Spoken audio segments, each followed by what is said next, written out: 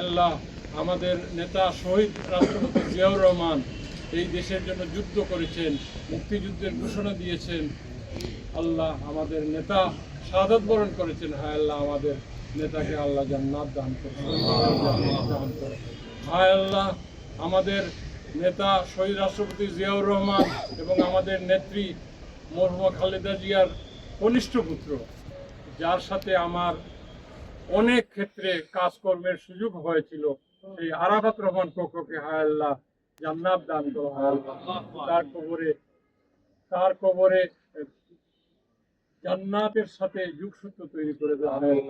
হায় আল্লাহ আমাদের নেতা তারেক রহমান দীর্ঘ 17 বছর 17.5 বছর প্রবাসে এই অতীতের ফ্যাসিস্ট জুলুমবাজ সরকারের বিভিন্নভাবে মানসিক নির্যাতনে, পারিবারিক নির্যাতনে সহ্য করে প্রবাসে ছিলেন। হায় আল্লাহ এখন স্বদেশে এসেছেন, আমাদের নেতৃত্ব দিচ্ছেন, এই জাতিকে নেতৃত্ব দিচ্ছেন।